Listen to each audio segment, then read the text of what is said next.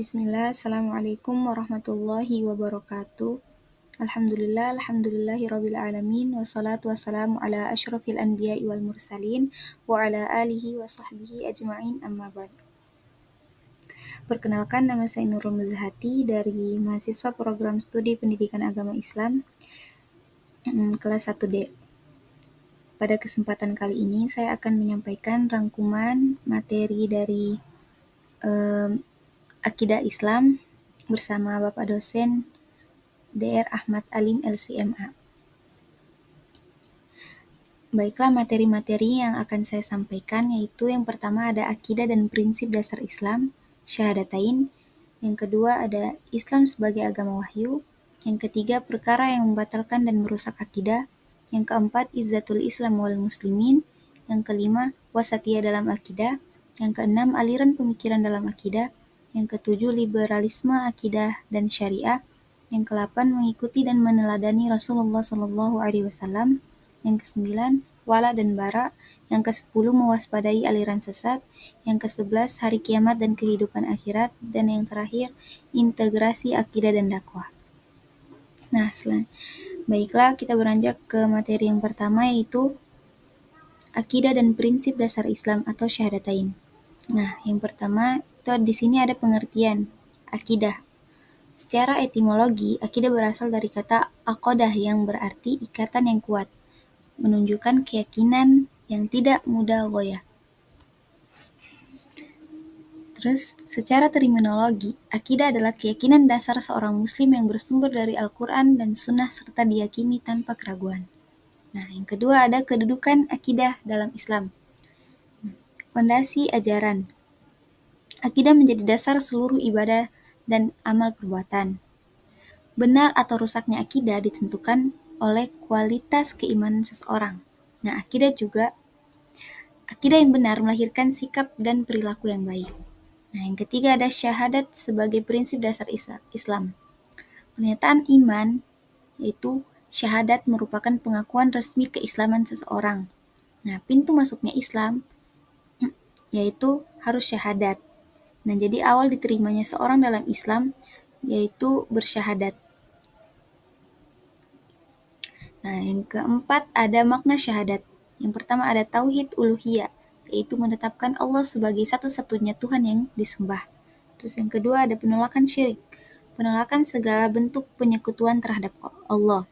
Dan yang terakhir ada kerasulan, yaitu meyakini dan mengikuti ajaran Nabi Muhammad SAW.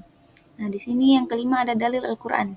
Dalam dasar utama akidah Islam adalah tauhid, yakni meyakini bahwa tidak ada Tuhan yang berhak disembah selain Allah. Hal ini ditegaskan dalam Quran surah Muhammad ayat 19 yang berbunyi, "Fa'lam annahu la ilaha illallah wastaghfir li dzambika walil mu'minina wal mu'minat wallahu ya'lamu mutaqallabakum wa mathwaakum." Yang artinya, ketahuilah Nabi Muhammad bahwa tidak ada Tuhan yang patut disembah selain Allah, serta mohonlah ampunan atas dosamu dan dosa orang-orang mukmin laki-laki dan perempuan. Allah mengetahui tempat kegiatan dan tempat istirahatmu. Kesimpulannya, akidah sebagai dasar, yaitu akidah merupakan fondasi utama ajaran Islam. Sedangkan syahadat, inti iman, syahadat menjadi dasar keimanan seorang muslim. Implikasi amal, yaitu akidah yang benar melahirkan iman yang kuat dan amal soleh. Nah, selanjutnya materi kedua yaitu Islam sebagai agama wahyu. Yang pertama di sini ada pengertian Islam sebagai agama wahyu. Secara etimologi, Islam berasal dari kata aslama yuslamu yang bermakna tunduk, patuh, dan berserah diri kepada Allah Subhanahu wa taala. Sedangkan secara terminologi, Islam adalah agama yang diturunkan Allah melalui wahyu kepada Nabi Muhammad SAW sebagai pedoman hidup manusia menuju keselamatan dunia dan akhirat. Yang ketiga ada hakikat wahyu dalam Islam. Nah, seluruh ajaran Islam bersumber dari wahyu Allah, bukan hasil akal atau budaya manusia. Wahyu diturunkan kepada Nabi Muhammad SAW untuk disampaikan kepada seluruh umat Islam, berfungsi sebagai petunjuk yang mengarahkan manusia kepada kebenaran. Nah, yang ketiga ada karakteristik utama ajaran Islam. Yang pertama ada Rabbaniyah, yaitu ajaran Islam bersumber dari Allah Subhanahu wa taala dan terjaga keasliannya. Yang kedua ada syumuliyah, yaitu Islam mencakup seluruh aspek kehidupan, baik ibadah maupun sosial. Nah, yang ketiga ada alamiah, yaitu Islam bersifat universal dan berlaku sepanjang zaman. Yang keempat ada insaniyah, yaitu Islam sesuai dengan fitrah dan kebutuhan manusia. Dan yang terakhir ada wasatiyah, yaitu Islam menekankan sikap adil, seimbang, dan tidak berlebihan. Nah, selanjutnya yang keempat ada sistematika ajaran Islam. Yang pertama ada akidah, yaitu landasan keimanan yang mengatur keyakinan kepada Allah, malaikat, kitab, rasul, dan hari akhir. Yang kedua ada syariah, yaitu mengatur aturan praktis yang mengatur ibadah dan muamalah dalam kehidupan sehari-hari. Dan yang terakhir ada akhlak, yaitu nilai moral yang membentuk kepribadian muslim dan berperilaku. Kan begini?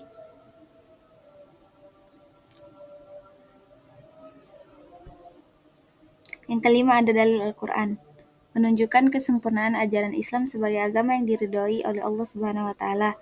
Quran surah Al-Maidah ayat 3 yang berbunyi, Al-yawma akmaltu lakum dinakum wa atmamtu alaikum ni'mati wa raditu lakumul Islam madina, yang artinya, pada hari ini telah aku sempurnakan agamamu untukmu, telah aku cukupkan nikmatku bagimu, dan telah aku ridhoi Islam sebagai agamamu.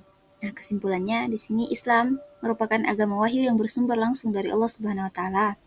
Wahyu menjadi pedoman utama dalam membentuk akidah, syariah, dan akhlak. Seorang muslim wajib memahami dan mengamalkan ajaran Islam secara menyeluruh dan seimbang. Nah, baiklah, materi selanjutnya yang berjudul perkara yang membatalkan dan merusak akidah. Nah, yang pertama ada pengertian kerusakan akidah. Akidah rusak adalah kondisi ketika keyakinan seseorang menyimpang dari tauhid yang benar, dapat menyebabkan gugurnya keimanan dan tidak diterimanya amal ibadah. Yang kedua ada murtad sebagai pembatal akidah. Pengertian murtad, keluar dari Islam melalui keyakinan, ucapan, atau perbuatan. Murtad i'tiqadi, yaitu niat dalam hati untuk meninggalkan Islam. Murtad qauli, ucapan yang menghina atau mengingkari ajaran Islam. Murtad fi'li, perbuatan yang menunjukkan kekufuran seperti menyembah selain Allah. Yang ketiga ada syirik sebagai perusak akidah. Nah, yang pertama ada makna syirik, menyekutukan Allah dalam ibadah atau keyakinan. Syirik kecil tidak mengeluarkan dari Islam namun merusak keikhlasan amal seperti riya. Syirik besar mengeluarkan perilakunya dari Islam dan merupakan dosa terbesar. Selanjutnya yang keempat, menghalalkan yang haram. Menganggap sesuatu yang jelas diharamkan oleh syariah sebagai halal, itu tidak boleh. Dampaknya menunjukkan penolakan terhadap hukum Allah dan dapat merusak akidah. Yang kelima, mengikuti aliran dan pemahaman sesat. Nah, makna aliran sesat, pemahaman keagamaan yang menyimpang dari Al-Quran dan Sunnah. Nah, bahayanya dapat menyesatkan akidah dan menjauhkan umat dari kebenaran ajaran Islam. Nah, yang keenam ada dalil Al-Quran. Di sini ditegaskan bahwa syirik merupakan dosa besar yang tidak akan diampuni oleh Allah Subhanahu wa taala apabila tidak disertai taubat. Ditekankan dalam Quran surah An-Nisa ayat 48 yang berbunyi, Innallaha la yaghfiru an yushraka bihi wa yaghfiru ma duna dzalika liman yasha. Wa may yusyrik billahi faqad iftara itsman 'azima. Yang artinya, sesungguhnya Allah tidak akan mengampuni dosa karena mempersekutukannya, syirik. Tapi Dia mengampuni apa dosa yang selain syirik itu bagi siapa yang Dia kehendaki. Siapapun yang mempersekutukan Allah sungguh telah berbuat dosa yang sangat besar. Nah, kesimpulannya, akidah merupakan pondasi utama keimanan seorang muslim. Murtad, syirik, menghalalkan yang haram, dan mengikuti aliran sesat dapat membatalkan atau merusak akidah. Oleh karena itu, setiap muslim wajib menjaga kemurnian akidah sesuai dengan Al-Quran dan Sunnah. Nah, selanjutnya, itu materi yang ketiga, Izzatul Islam wal Muslimin. Yang pertama ada izzah atau kemuliaan. Hakikat kemuliaan. Kemuliaan suatu umat ditentukan oleh akhlak dan ketaatan kepada Allah Subhanahu wa taala. Ketika akhlak dijaga, maka kejayaan akan terpelihara. Sebaliknya, rusaknya akidah akan menghilangkan kemuliaan umat. Nah, yang kedua ada loyalitas, ukhuwah dan solidaritas. Makna loyalitas, umat Islam saling menolong dalam kebaikan dan ketakwaan, menegakkan amal ma'ruf nahi mungkar, melaksanakan ibadah serta taat kepada Allah dan Rasul-Nya. Kemuliaan hanya dimiliki oleh Allah, Rasul, dan orang-orang yang beriman. Yang ketiga ada budaya ilmu dan amal soleh.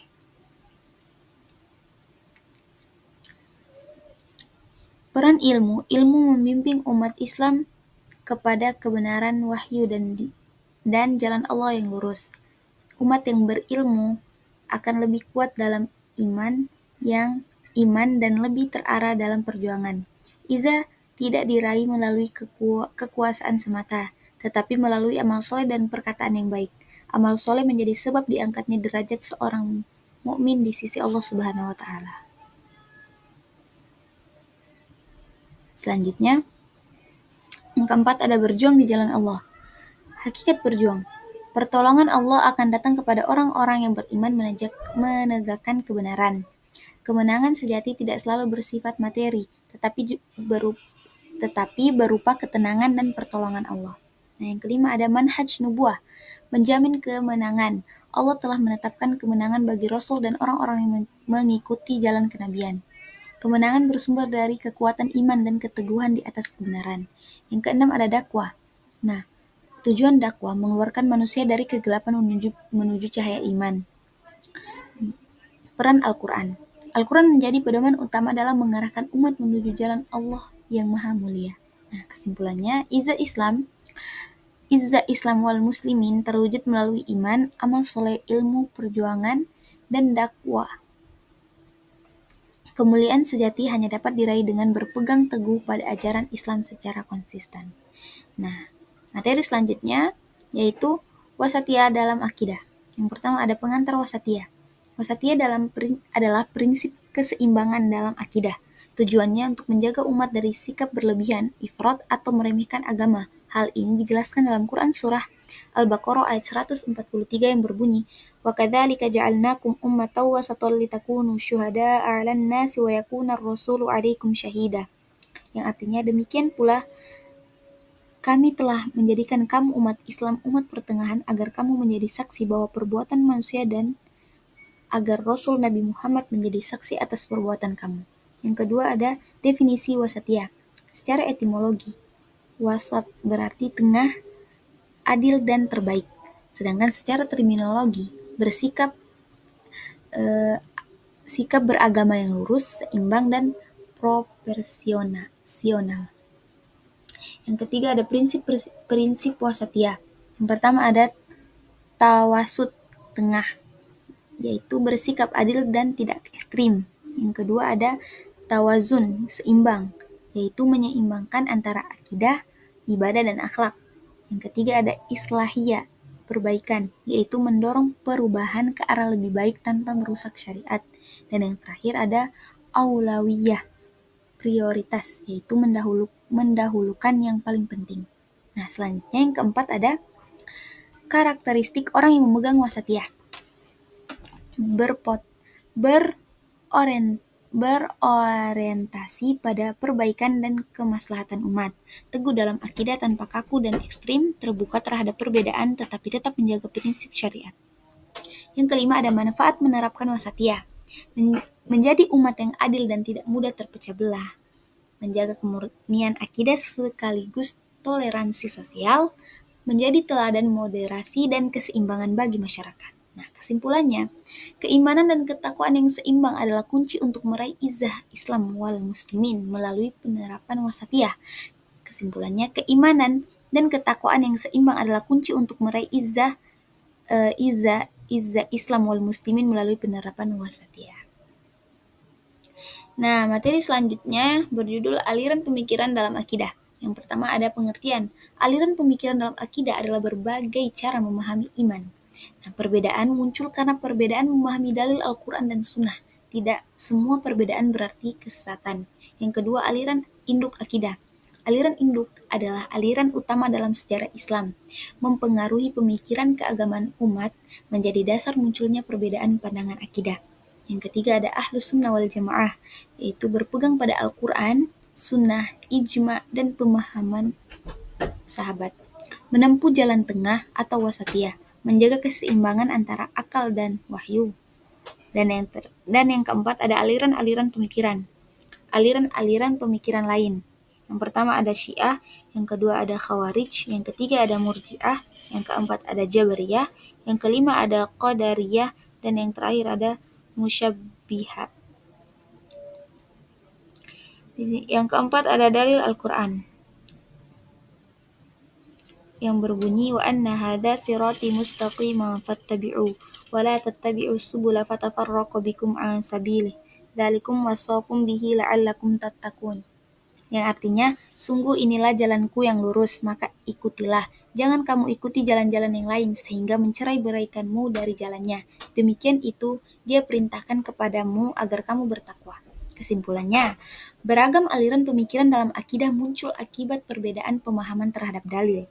Oleh karena itu, umat Islam harus berpegang teguh pada Al-Quran dan Sunnah, agar terhindar dari penyimpangan dan perpecahan. Nah, selanjutnya, yaitu liberalisme akidah dan syariah. Yang pertama ada pengertian liberalisme. Liberalisme adalah paham yang mendahulukan akal dibandingkan wahyu. Agama dianggap relatif dan dapat ditafsirkan secara bebas. Wahyu tidak lagi dipandang sebagai kebenaran mutlak. Nah, yang kedua ada ciri-ciri liberalisme, itu menolak kebenaran absolut agama, mengutamakan rasio dan kebebasan individu, menafsirkan Al-Quran dan hadis tanpa kaidah ilmiah, serta menganggap semua agama sama benarnya. Yang ketiga ada bentuk liberalisme akidah dan syariah. Nah, yang pertama di sini ada pluralisme agama. Semua agama dianggap sama. Yang kedua ada desakralisasi agama, yaitu Al-Quran bukan wahyu yang suci. Terus yang terakhir ada liberalisme hukum Islam, yaitu halal haram disesuaikan zaman. Nah, yang keempat ada dampak kepada umat Islam. Yang pertama ada melemahkan tauhid, yang kedua menimbulkan keraguan dalam beragama, yang ketiga menggaburkan batas iman dan kufur, serta menjauhkan umat Islam dari Al-Quran dan Sunnah. Nah, kesimpulannya, liberalisme bertentangan dengan akidah Islam. Islam memberikan kebenaran mutlak dari wahyu Allah. Umat Islam wajib berpegang pada Al-Quran dan Sunnah. Nah, selanjutnya itu ada mengikuti dan meneladani Rasulullah Shallallahu Alaihi Wasallam. Yang pertama ada pengertian meneladani Rasulullah. Meneladani Rasulullah adalah mengikuti ajaran, sikap, dan perilaku Nabi dalam seluruh aspek kehidupan. Ketaatan kepada Nabi Muhammad SAW merupakan bagian dari ketaatan kepada Allah Subhanahu wa Ta'ala. Nah, di sini ditegaskan dalam Quran surah An-Nisa ayat 80 yang berbunyi, "May yuti'ir rasul faqad ata Allah," yang artinya, barang siapa menaati Rasul, maka sungguh ia telah menaati Allah.